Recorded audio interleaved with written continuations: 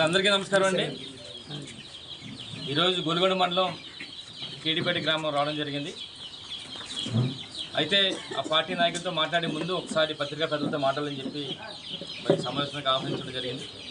అయితే ముఖ్యంగా విషయం చెప్పారు, మీ అందరూ కూడా 40 years ఇండస్ట్రీ అని చెప్పుకున్న అయ్యన్న పాత్రుడు తెలుగుదేశం పార్టీలో చంద్రబాబు కంటే సీనియర్ అనే అనుకునే అయ్యన్న పాత్రుడు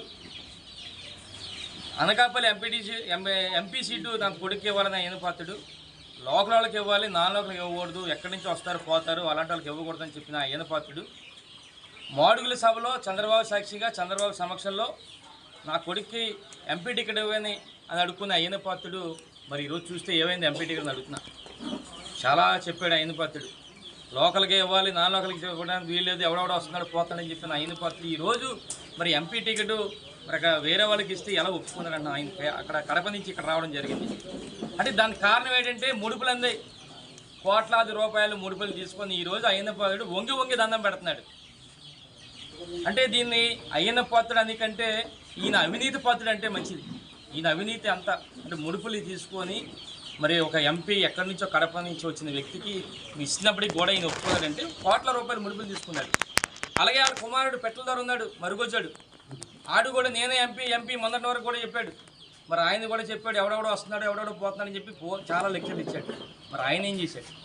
ఈరోజు కూడా ఆయన నిన్న వంగి వంగి దండాలు పెడుతున్నాడు ఎంపీ. అంటే ఈ అయ్యన్న పాత్రుడు వాళ్ళ కొడుకు కూడా ఇద్దరు ప్యాకేజీ స్టార్స్, వీళ్ళందరూ కూడా ప్యాకేజీ స్టార్లు అంటే డబ్బులు తీసుకొని మరి ఎంపీ టిక్ని అమ్ముకున్న వ్యక్తులు వీళ్ళిద్దరు. అలాగే నిన్న చూసాం అయ్యన్న పాత్రుడు మాట్లాడతాడు ఎక్కడో నర్సీపట్నం నోకాలతల్లి టెంపుల్ గురించి మాట్లాడతాడు. అసలు అవగాహన ఉండి మాట్లాడుతున్నాడా, మతి ఉండి మాట్లాడుతున్నాడా, మతి లేక మాట్లాడుతున్నా తెలియట్లేదు.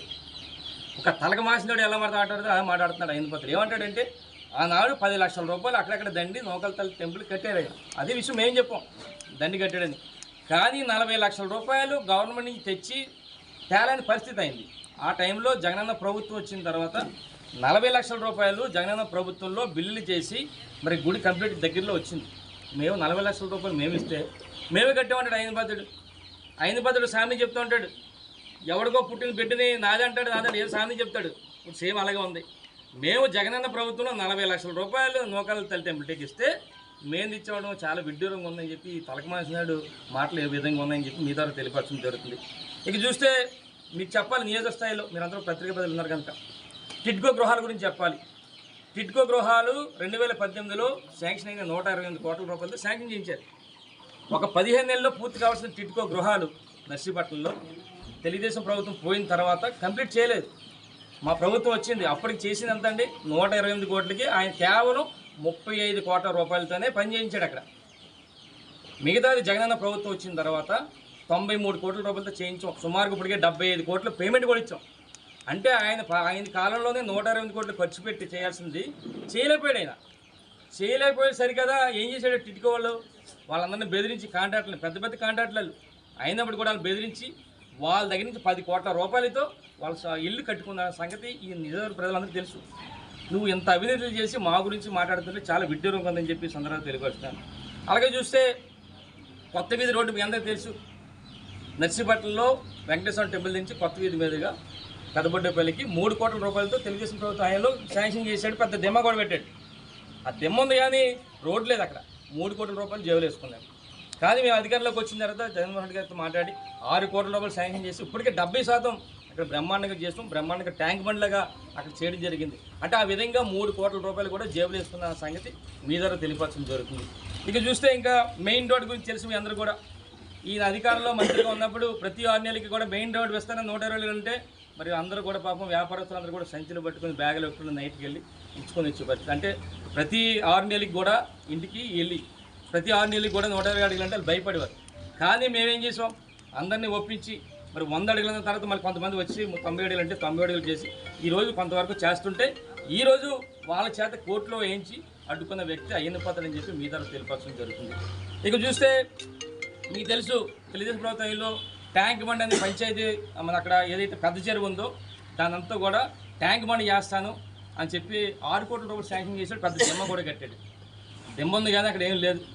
అప్పుడప్పుడు చెప్తూ ఉంటాడు ఎన్ని కూడా దేశ నాయకుల విగ్రహాలు పెడతాం, ఇక్కడేమో వాళ్ళ అబ్బాయి చెప్తాడు ఇక్కడేమో ఆఫ్రికన్ ఎలిఫెంట్ ఒకటి వస్తుందంట ఇక్కడ పెడతామని చెప్పి చాలా కబుర్లు చెప్పారు అప్పట్లో. 6 కోట్ల రూపాయలు తినేసాడు, జైలు వేసుకున్నాడు. కానీ అక్కడ దేశ నాయకుల విగ్రహాలు లేవు, ఆఫ్రికన్ ఎలిఫెంట్ కూడా లేదు. ఎందుకురా బాబు ఆఫ్రికన్ ఎలిఫెంట్ లేదని చెప్పి మేము ఎంక్వైరీ చేస్తే వీళ్ళు పెద్ద అబ్బాయి మరుగుజ్జేయుడు ఎక్కడ ఆఫ్రికా వెళ్ళి బుక్ చేసాడంటే ఆఫ్రికన్ ఎలిఫెంట్ని. 10 సంవత్సరాలు అయింది, ఇంక ఎలిఫెంట్ రాలేదు. మరి నడుచుకుంటూ వస్తున్నారు లేదు అంటే ఈ విధంగా గ్రాఫిక్ చేసి ప్రజలను మభ్యపెట్టి మరి 6 కోట్ల రూపాయలు దోచుకున్న దోపిడీ దొంగ ఈ అయ్యన్న పాత్రుడు వాళ్ళ అబ్బాయి అని చెప్పి సందర్భంగా తెలియపరచడం జరుగుతుంది. ఇక చూస్తే ఆరులో ఫారెస్ట్ గురించి మీ అందరూ తెలుసు. ఇది సుమారుగా 3.5 కిలోమీటర్లు ఫారెస్ట్ అనుమతులు కావాలి. ఆయన మంత్రిగా పోటీ చేశాడు, ఫారెస్ట్ మీద చేశాడు, పంచాయతీరాజ్ మినిస్టర్ చేశాడు, ఆర్ఎండ్బి చేశాడు. అంటే మంత్రి తెలుసుకుంటే తేలంది లేదు. అయినప్పుడు కూడా 3.5 కిలోమీటర్లు తేలని పరిస్థితి. చేతగాక చేతులు ఎత్తేస్తే మేము అధికారంలోకి వచ్చిన తర్వాత ముఖ్యమంత్రి గారితో మాట్లాడి 3.5 కిలోమీటర్లు ఫారెస్ట్ అనుమతులు తెచ్చాం. మేము అవుతుంది, కొంతవరకు అవుతుంది. అంటే ఫారెస్ట్ అనుమతులు కూడా తేలని మరి చవట దద్దమ్మ అయ్యన పాత్రుడు అని చెప్పి మీ ద్వారా తెలియపరచడం జరుగుతుంది.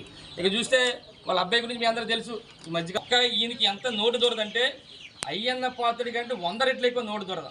అది ఒకటి చెప్తాను, ఒక ఉదాహరణ చెప్తాను. ఈరోజు మెగాస్టార్ చిరంజీవి గారు అంటే తెలియనివాడు ఎవడో లేడు. ఎంతోమంది అభిమానులు, కోట్లాది మంది సినిమా పరంగా అభిమానులు. కేవలం ఒక మరి సామాజిక వర్గానికి పాపు సామాజిక వర్గమే కాకుండా అన్ని వర్గాలు, అన్ని రంగాల వారు అందరూ కూడా ప్రతి ఒక్కరు కూడా మెగాస్టార్ చిరంజీవి గారిని అభిమానించే వ్యక్తులు.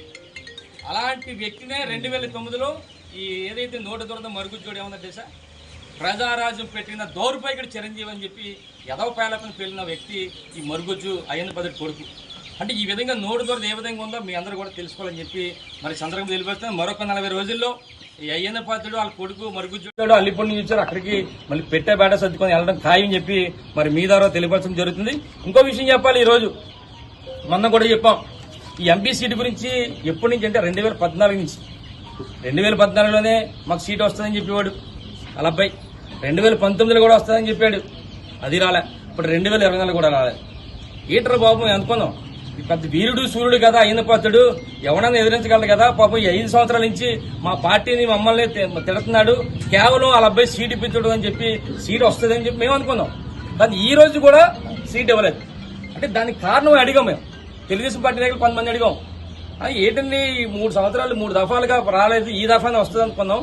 ఎందుకు రాలేదంటే ఆ తెలుగుదేశం పార్టీ నాయకుడు చెప్పింది ఏంటి తెలుసా మాకు, చంద్రబాబు నాయుడు ఎంక్వైరీ పెట్టాడంటే సర్వే, ఎవరైతే మరుగుజ్జోడు ఉన్నాడో అయ్యన్న పాత్రుడి కొడుకు మరుగుజ్జోడు మీద సర్వే పెడితే సర్వేలో తేలింది ఏంటి తెలుసా చంద్రబాబుకి, ఈ 2 తెలుగు రాష్ట్రాల్లో తెలంగాణ కానీ ఆంధ్రప్రదేశ్లో తెలుగు రాష్ట్ర 2 రాష్ట్రాల్లో కూడా ఈడంత పెద్ద పోరంబోకి ఎవడో లేడని చెప్పి మన రిపోర్ట్లు వచ్చిందంటే అందుకని వీడికి ఇవ్వలేదన్న సంగతి ఈ రోజు తెలుగుదేశం పార్టీ నాయకులే చెప్పడం జరుగుతుంది. అయితే ముఖ్యంగా చూస్తే ఈ రోజు అయ్యన్న పాత్రుడు చెప్తున్నాడు, ఇదే చివరి అవకాశం నాకు 60 సంవత్సరాలు వచ్చింది అంటాడు. ఎవడమ్మన్నాడు బాబు నువ్వు 2014లో ఇదే అన్నావు, 2019లో ఇదే చివరి అవకాశం అన్నావు, ఇప్పుడు 2024 కూడా అన్నావు. నేను ఎవడో చేయమన్నాడు, ఖాళీ కూర్చోవచ్చు కదా, నువ్వు ఎవరికి ఇవ్వచ్చు కదా. అంటే ఏదో విధంగా స్వానుభూతి పొందాలి జనాల దగ్గర. 60 సంవత్సరాలు వచ్చింది నాకు టికెట్ కావాలని చెప్పి స్వానుభూతి ఓట్లేస్తారు అనుకుంటాం. ఎట్టి పరిస్థితులు కూడా ఈ రోజు రాష్ట్రంలో ఉన్న ప్రతి ఒక్కరు కూడా, ముఖ్యంగా మహిళలందరూ కూడా జగన్మోహన్ గారి నాయకత్వాన్ని కోరుకుంటున్నారు. ఎందుకంటే ఈ రోజు ఎక్కడ పార్టీలు చూడకుండా రాజకీయాలు చూడకుండా అందరికీ ఇస్తున్నాం.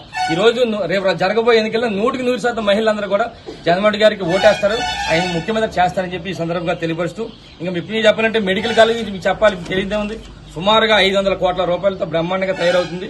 వచ్చే ఏడాది కూడా అక్కడ తయారవుతే సుమారుగా 630 పడగలతో అక్కడ జరుగుతుంది. ఇలాంటి అభివృద్ధి ఎన్నో కార్యక్రమాలు చేశాం. ఎట్టి బస్సులు కూడా మీ ద్వారా ఈ నియోజకవర్గందరూ కూడా ఒకటే చెప్తున్నాను, జగన్మోహన్ గారు చెప్పింది ఒకటి చెప్తున్నారు, మీ ఇంట్లో మంచి జరిగి ఉంటేనే నన్ను ఆదరించండి, నాకు ఓటేయండి అని చెప్తున్నారు. దయచేసి ఈ రోజు ప్రతి ఇంట్లో కూడా జగన్మోహన్ గారి నాయకత్వంలో ప్రతి ఒక్కరు కూడా అన్ని సంక్షేమ పథకాలు అందే కనుక రేపు రాబోయే రోజుల్లో మీ అందరి తాలూకు ఆశీర్వాదాలు అందించాలని చెప్పి మనస్ఫూర్తి కోరుకుంటూ నమస్కారాలు తెలుపుకున్నాను. జై జగన్.